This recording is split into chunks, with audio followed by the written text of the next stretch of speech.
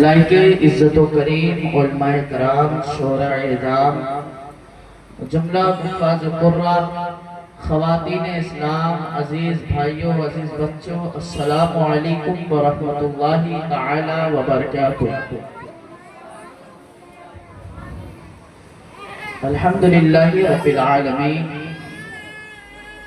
والعاقبۃ للمتقین والصلاة والسلام على رسوله الكريم اما بعد فاعوذ باللہ من الشیطان الرجیم بسم اللہ الرحمن الرحیم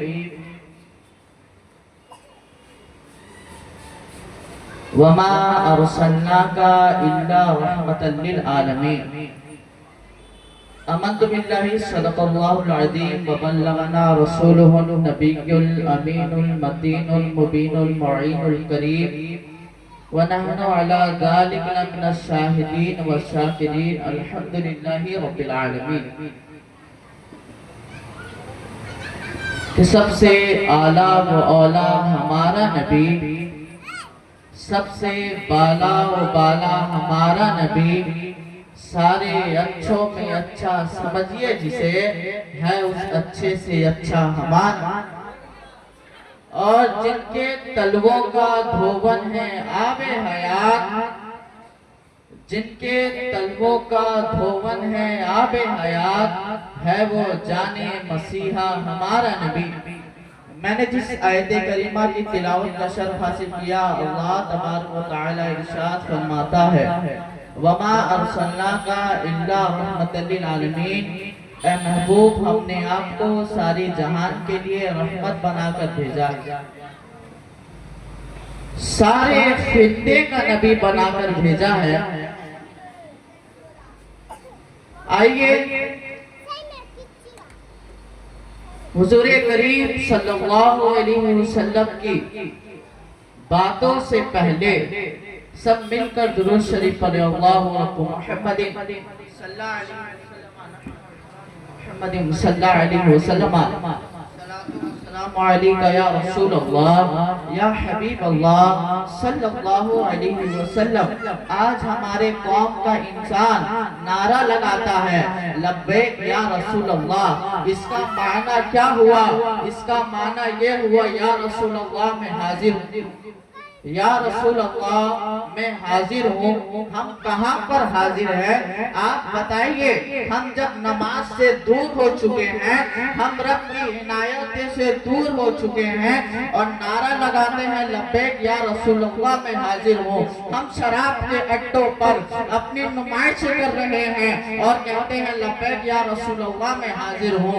ہم گندی جگہ پر زنا کر رہے ہیں اور کہتے ہیں لبیک یا رسول اللہ میں حاضر ہوں۔ ہم دوسروں کی غیبت کر رہے ہیں اور کہتے ہیں لبیک یا رسول اللہ میں حاضر ہوں۔ ہم دوسروں کی برائی کر رہے ہیں، کہتے ہیں لبیک یا رسول اللہ میں حاضر ہوں۔ آپ نے ایسا کام کیا ہی کیا ہے جو لوگ کہیں گے کہ ہم کہتے ہیں لبیک یا رسول اللہ میں حاضر ہوں؟ اگر ہم نماز پڑھتے، ہم رب کی نماز پڑھتے، ہم رب کی عبادت کرتے، تب ہم کہتے ہیں لبیک یا رسول اللہ میں حاضر ہوں۔ ہم ولیوں کی خدمت کرتے اور کہتے ہیں لبیک یا رسول اللہ میں حاضر ہوں۔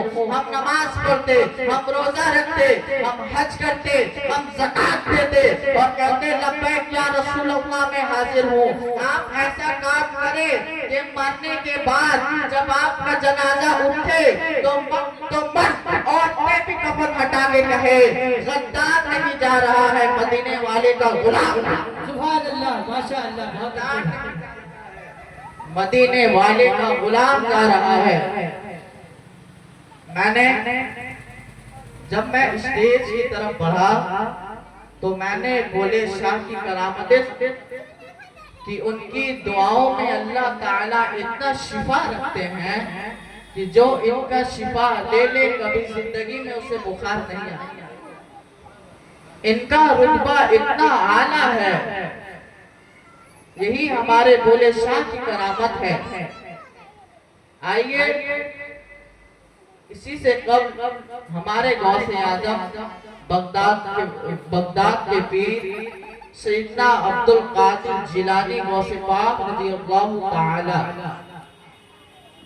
وہ فرماتے ہیں قدمی ہاتھی علی رقبتی کلی ولیوں، میرا یہ قدم ہر ولی کی گردن پر۔ جب میرے غوث پاک نے یہ جملہ فرمایا تو سرکار غریب نواز آپ خراسان کی پہاڑی میں ہیں، آپ عبادت خدا میں مصروف ہیں، غوث پاک کی آپ نے آواز سنی تو آپ نے عبادت کو چھوڑ کر آپ نے غوث پاک کی آواز کو لبیک کہا اور کہتے ہیں اے غوث اعظم آپ کا قدم بلکہ میرے کاندھے پر نہیں بلکہ میرے آنکھوں پر بھی ہے، سر پہ۔ اور اعلیٰ حضرت فاضل بریلوی اسی کے ترجمانی کرتے ہیں اور کہتے ہیں یہ دل یہ جگر ہے، یہ آنکھیں یہ سر ہے، جہاں چاہو رکھو قدم غوث اعظم، جہاں چاہو رکھو قدم غوث اعظم۔ آئیے ہم اس ولی کی بارگاہ میں بیٹھے ہیں، ہم ان کی مجلس سجا کر بیٹھے ہیں، کیوں نہ اس کا ذکر کر لیا جائے۔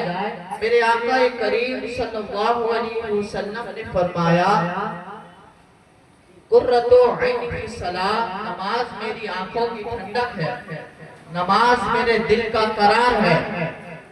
ہم اس نبی کریم صلی اللہ علیہ وسلم کی امت میں پیدا ہوئے، ہم بہت بڑے خوش نصیب ہیں کہ ہم کسی اور کی امت میں نہیں بلکہ رسول پاک کی امت میں پیدا ہوئے۔ یہی میرے نبی کریم کا فرمان ہے۔ آئیے نانا کا ذکر کر لیا جائے اور ان کے نواسوں کا بھی ذکر کر لیا جائے۔ حضرت خواجہ غریب